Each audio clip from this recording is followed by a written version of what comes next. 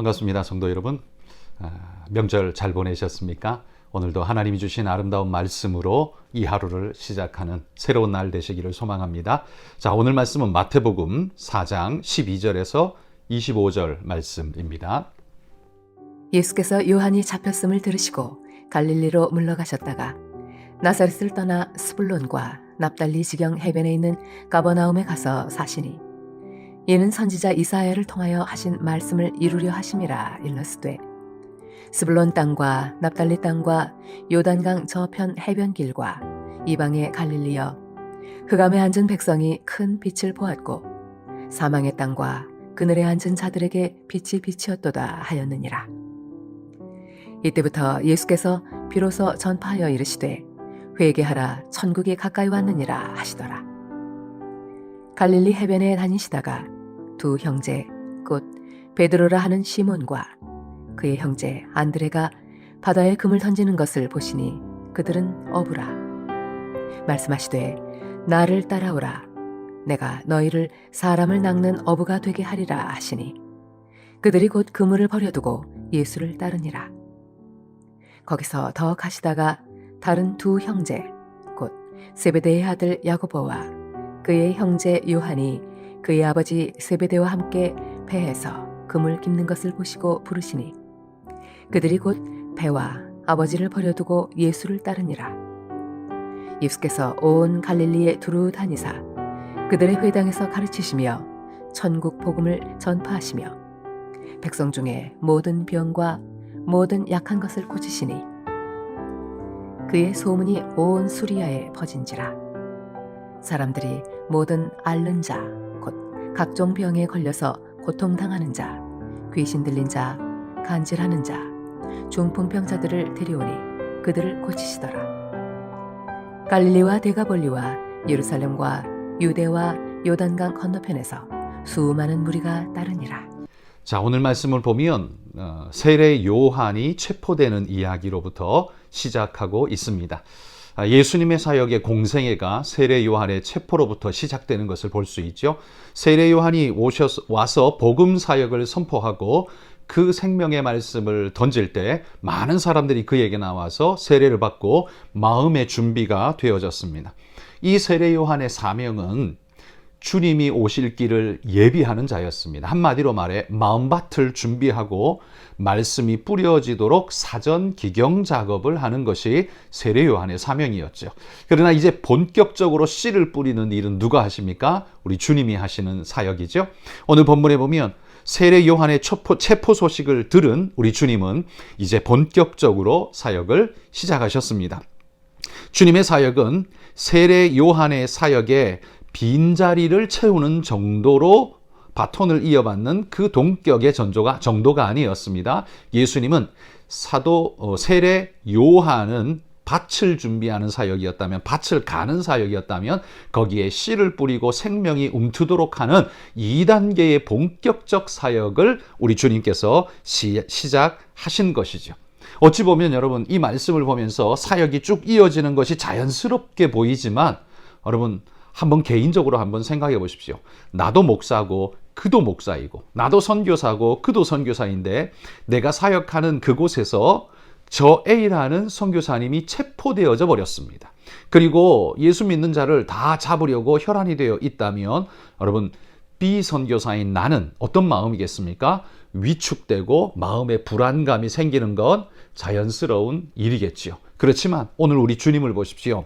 세례 요한에 체포되는 것이 두려움을 줄 만한 사건이었지만 예수님은 두려움으로 받지 않고 오히려 담대하게 내가 이어 이 복음을 더욱더 승화시켜 가야 하는 사역으로 삼으시고 오히려 사명에 불타고 있는 주님의 모습을 보게 됩니다. 여러분, 우리 환경과 여건의 어려움이 우리의 불을 끄는 일이 아니라 우리의 불을 더욱 지피는 일이 될 수 있었으면 좋겠습니다.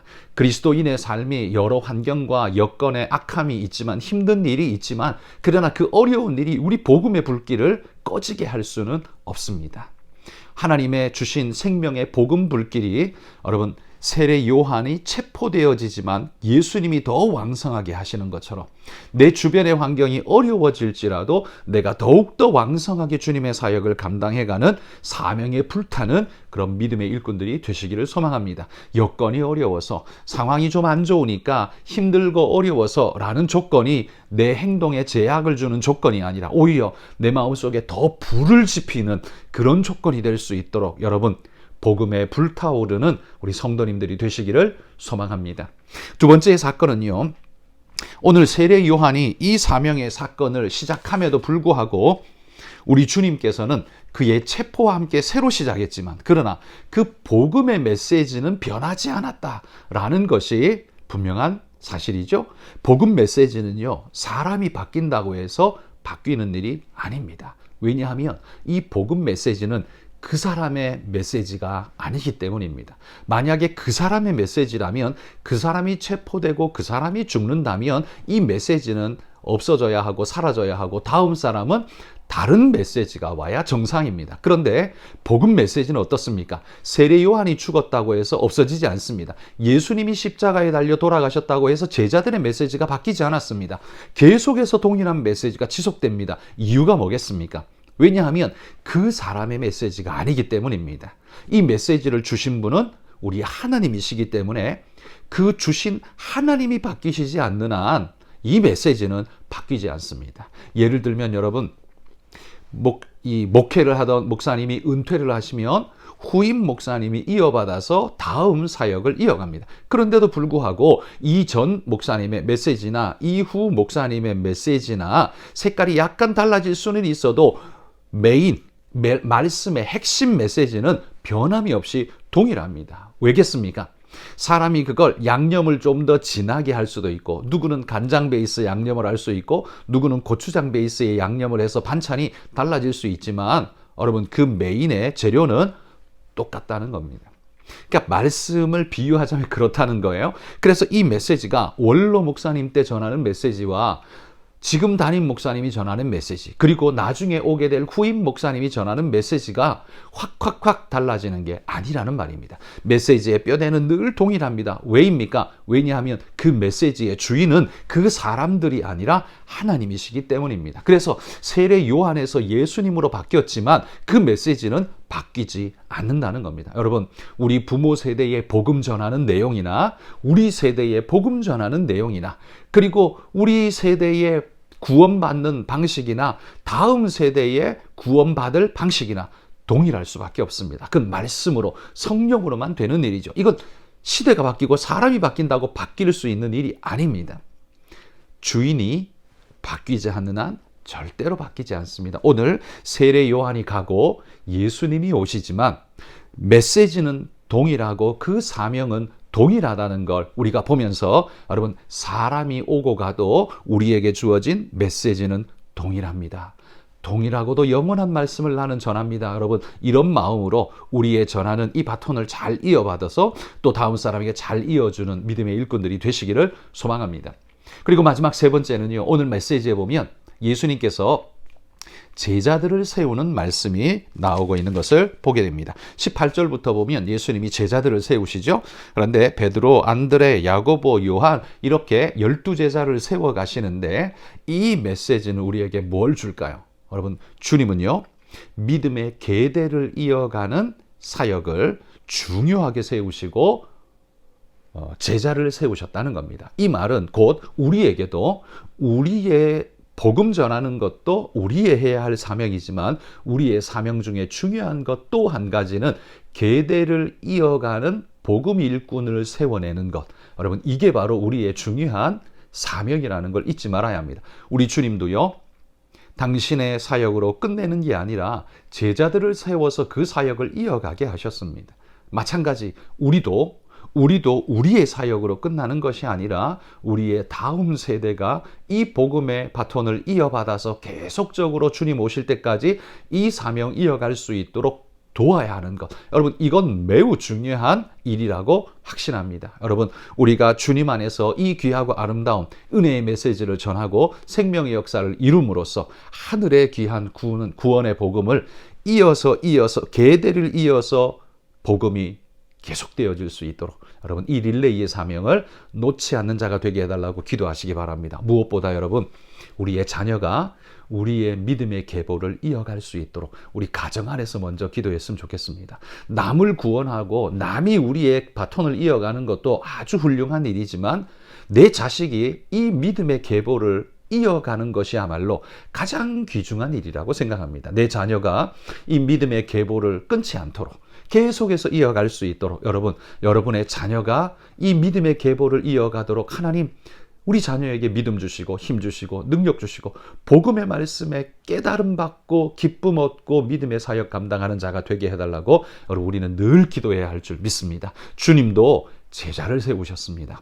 우리도 제자를 세워야 합니다. 여러분 이 사명 잊지 말고 끝까지 감당하는 믿음의 일꾼들이 다 되시기를 주의 이름으로 축복합니다. 오늘 우리가 함께 선교의 기도를 드릴 때에 니제리의 손영희 선교사님 위해서 기도해 주시면 감사하겠습니다. 우리 니제르 땅에 우리 재봉 학교를 통해 우리 많은 그 땅의 여성들에게 복음 전하는 이 생명 사역이 아름답게 이루어지도록 우리 선교사님의 건강과 영적 능력과 은혜를 베풀어 달라고 기도해 주시면 감사하겠습니다. 한번 기도하겠습니다.